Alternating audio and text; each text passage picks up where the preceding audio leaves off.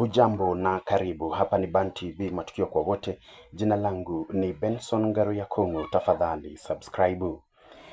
Na sasa wakati ambapo tunazungumza kuhusu Ludhuri Avenue kule Nairobi, ni kwamba ukielekea pale utaona televisheni kati ya bidhaa zingine. Wakati mwingi ukiingia pale utaelezwa ya kwamba televisheni ni ya pesa ya chini ama pesa kiwango cha chini, lakini baada ya wewe kutoa zile pesa kuna mambo yanabadilika. Kabla nifike hapo, nikueleze kuhusu babake Wanyuat, mzee aliyeelekea kule Nairobi ili aweze kujinyakulia televisheni. Alipofika pale Ludhuri Avenue, alielezwa kwamba kuna TV ya inch 43 ambayo alikuwa anauziwa na shilingi 23,000. Baadaye akaona televisheni kubwa na akaelezwa ya kwamba hiyo ni ya 55 inch na atauziwa shilingi 30,000. Akaona ni vyema aweze kuchukua hii ya 55 inch na 30,000. Mzee katoa pesa. Baada yake kulipa, akaelezwa ya kwamba hii TV ama hii televisheni umelipa kwa malipo ama umechukua kwa malipo ya polepole. Mzee hapo awali hakuwa ameelezwa ya kwamba televisheni hiyo angelipa kwa malipo ya polepole. Alikuwa ameelezwa kwamba akilipa hiyo 30,000 televisheni itakuwa yake.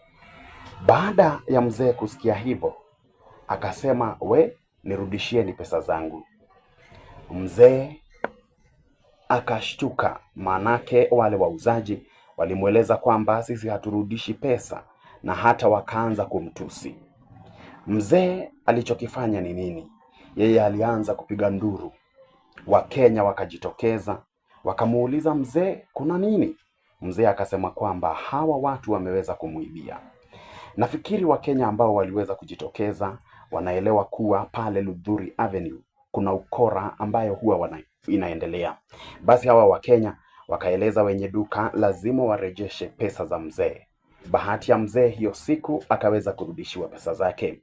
Lakini mara nyingi ni kwamba Wakenya hasa ambao wametoka mashambani wakielekea kule Nairobi na kwenda pale Ludhuri Avenue, wanafika pale wanaelezwa TV ni pesa fulani. Baada ya wao kulipa, kipindi inageuka. Wanaelezwa waongeze pesa ama pesa yao ipotelee. Kwa hivyo ni vyema wakati ambapo unafika pale Ludhuri Avenue uwe jicho, uwe makini, usiingie kwa mtego. Manake bahati ya babake Wanyuat inaweza kuwa si bahati yako.